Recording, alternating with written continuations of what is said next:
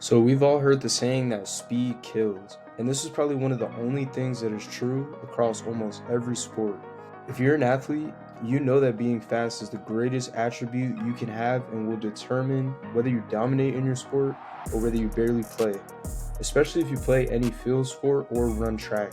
Speed is something that you definitely need. So in this video, I'm going to teach you how you should be training to build speed no matter how fast you currently are. So, my name is Alan, and I was a track athlete for about 3 years in high school. I took a break after I graduated high school. I skipped college, and here I am 3 years later, back to training and competing to run my fastest times ever. I'm currently training to run low 10s in the 100 meter, and my goal is to develop world class speed and athleticism. So, join me on my journey of overcoming obstacles and self improvement to get to my goals of being a world class athlete and also becoming free mentally, spiritually, and financially. On this channel, I'm going to be documenting my journey and also posting tips and developing world class athleticism. So, if any of that sounds interesting to you and you just want to get faster, you want to become more athletic, you want to see my journey and how I'm going to progress to do it, you want some inspiration, then I would definitely recommend subscribing to the channel. So, in training for speed, there are a lot of misconceptions and lack of awareness around the topic. Just to clear the air, training for speed is sprinting at maximum velocity, which means that you're moving as fast as you possibly can move for short distances around 20 to 60 yards or meters. Most coaches, especially in field sports, neglect true speed training in practice and in off season, and they only focus on conditioning work. True speed work doesn't even really get you that tired, and it shouldn't. If you're sprinting tired, you're probably not sprinting as fast as you could. True speed work has long rest periods, and you're only sprinting short distances because you want your body to produce as much speed as it's possibly capable of. So think of it like strength training. If I'm training to set a PR for my 1 rep max while I'm strength training, I'm not going to throw on light weight and do a bunch of reps and sets back to back to fatigue me. I'm going to warm up and then I'm going to keep adding weight with a ton of rest time in between sets until I add as much weight that I can possibly lift. And then once I hit a sticking point, I stop. So this is very similar in true speed training. You want to warm up so your muscles are ready to move as fast as they can, and then run short distances 20 to 60 yards or meters, and then time yourself. This is why you time yourself, because once you start to slow down, this means that you're fatigued, and then you can then call the speed workout for the day. You'll probably notice a plateau about 3 to 6 reps in, depending on how in shape you are and depending on how often you do speed work and how used to speed work your body is. The reason why you stop once you run your fastest and start slowing down is because when you continue to run after that, you're no longer training to run faster. You're just doing conditioning work. So let's say that you're training your speed, you're doing a speed training day, and you're doing 30-yard sprints. And then you run 3.9 your first time. Then you take a long break, let's say like 5 to 6 minutes, and then you go again. Do another 30-yard sprint, you get 3.9 again. Okay, cool. You're not slowing down, so you know you're good to run another one. Wait 5 to 6 minutes, take a rest, then you go again and you run 3.8. Okay, cool. You just ran your fastest time for the day. Now, after that, you can assess, can I run faster than that? Do I feel like that was going to be my fastest rep? And if you do feel like that and your body is kind of already fatigued after that, then you can just call it right there. Or you can decide to run another one to see if you can even run faster. So let's say you just run that 3.8. Now you're 3 reps in, you're still feeling okay, you decide to run another one. Then on that next one, you run 4.0 or another 3.9 seconds. After that, since you ran slower, you just call it for the day because you're already tired and you won't be running faster in that session. Take your fastest time, go home, and just recover. This is true speed training. Like I said, I'm not talking about speed endurance training. I'm not talking about any other types of training. True speed training. This is how you want to do it.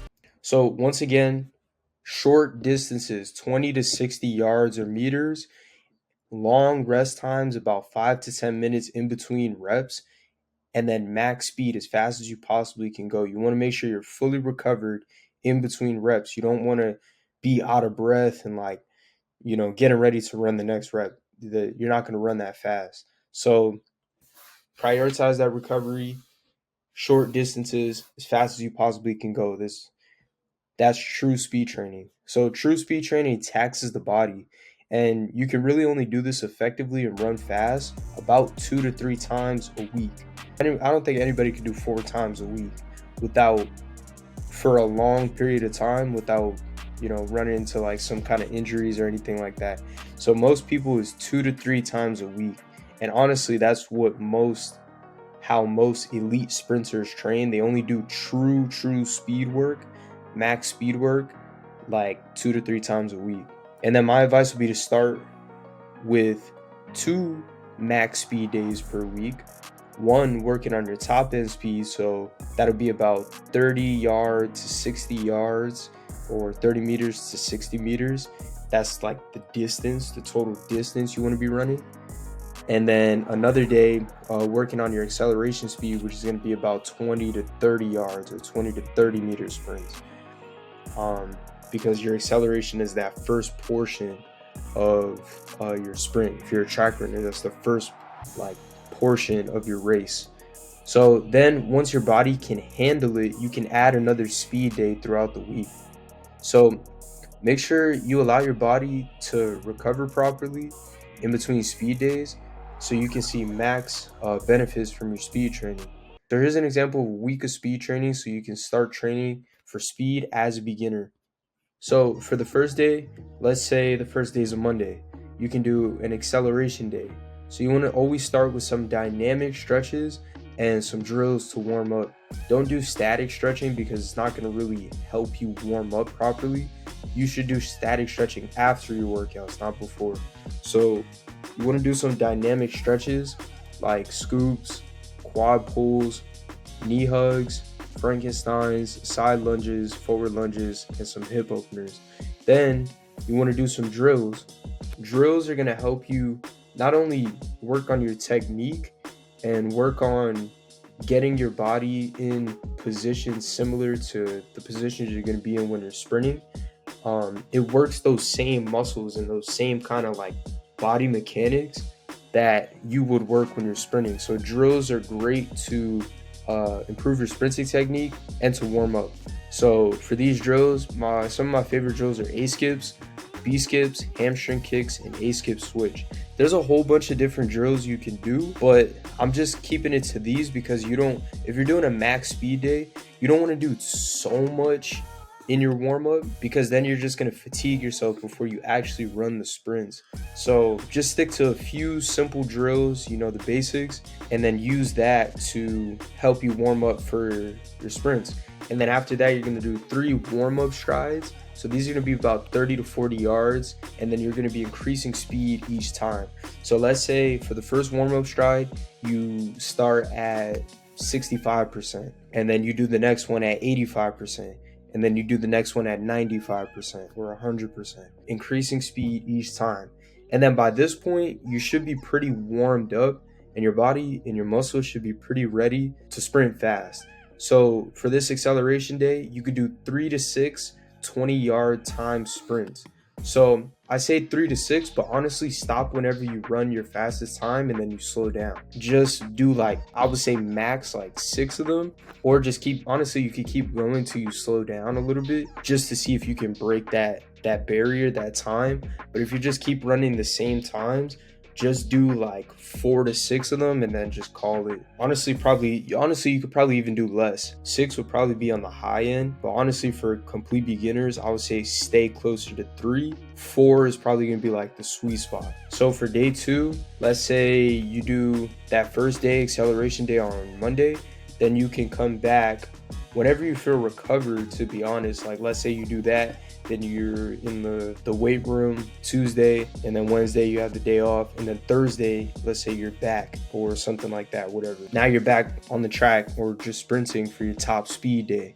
So same thing, warm up with the same dynamic stretches and drills, scoops, quad pulls, knee hugs, Frankensteins, side lunges, forward lunges, hip openers, do the drills. I'm also going to make a video. My next video is going to be how to actually do all these warm-up drills and all these warm-up exercises properly. So stay tuned for that. That'll be coming out very soon after this, probably like a couple days after this video. So if you're watching this video, turn on the post notifications so that you can see when I drop that video, so you can know how to do the drills and stuff like that. And then same thing, 3 warm-up strides, increasing speed each time. And then for this top speed day, you can do 40-yard time sprints. So same thing, stop whenever you run your fastest time and then you slow down. The reason why you're doing 40-yard and why you're doing longer is because it takes you longer to hit your top speed. You're probably gonna hit your top speed around 30 to 40 yards, I would say. You know, maybe a little bit sooner if you're a beginner. But yeah, around that range, I would say general is when people hit their top speed, around 30 yards. 40 is a good starting place for beginners to start practicing top end speed training without fatiguing and getting your body so tired to the point where you're not running that fast. Like, you want to start lower. You know, you might see an elite track runner for their top end speed day doing like 80 meters, or like more than that, 80. They might do 80 meters for their top speed day, or like 60 or something like that. You have to build up to that. Like, you can't just expect to, especially if you're a beginner. If you're a beginner, you're not going to be able to run 80 meters full speed. Like, you're going to slow down significantly before that. Like, it takes training and some practice to be able to maintain that speed throughout 80 meters and beyond, or throughout 80 yards and beyond. So don't start with that, because that's going to be more conditioning work for you, especially being a beginner and just learning how to increase your speed. Doing those longer distances is going to be conditioning work, because you're not going to be getting faster. So you want to focus on these shorter distances, because they're going to, even for your long speed, like, so your top end speed is your long speed training. You want to focus on those shorter distances and then build up as you become faster. So that was a very basic breakdown on how to train for speed, and you don't really have to overcomplicate it. It's actually very simple. Just run as fast as you can for short distances, and make sure you get a lot of rest in between sets and in between max speed sessions. That's pretty much it. And just make sure to time yourself so you can track actually if you're getting faster or slower. That's pretty much it for like max speed training. Now, if you're new to speed training, this alone will help you get faster, but you'll quickly start to notice some training bottlenecks in only these type of workouts, because your body will adapt to it. So it won't allow you to get faster after a certain point just doing these workouts. So that's when you have to increase the distance, or this is where training in the weight room comes into play, or adding other things like resisted sprints, plyometrics, obviously doing things to correct your running form and your running technique. This is where all that stuff comes into play. But just being a complete beginner, you just need to just do those short sprints 2 to 3 days a week. Make sure you're recovered and make sure you time yourself. If you start doing this pretty often, you'll notice yourself start to become faster as a beginner. When you're ready to further increase that speed and do more, then you can start doing things like resisted sprints and all that. Like, you don't want to do that right off the bat, like, especially if you're like just beginning. That's like trying to do a 225 pound or 135 pound bench press when you can't even do more than 5 push-ups. You know what I mean? Why would you try to optimize it before you could even do the basic thing? Like, that's kind of like a problem nowadays.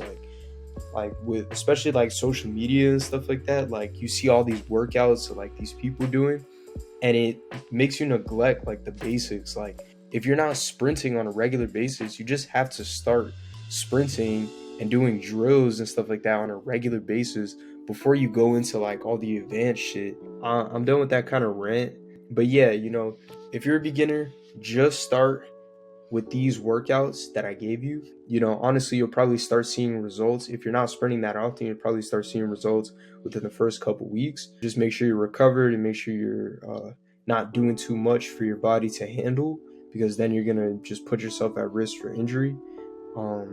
And then you could focus on adding resisted sprints and plyometrics and all that stuff, which I'll cover in later videos. But that's it for this video. Stay tuned for more videos on those type of topics coming out soon. to help you run even faster. So comment below what videos you want to see next. I'll make those videos. Yeah, I'm going to continue making training vlogs and doing all that stuff. But yeah, till next time.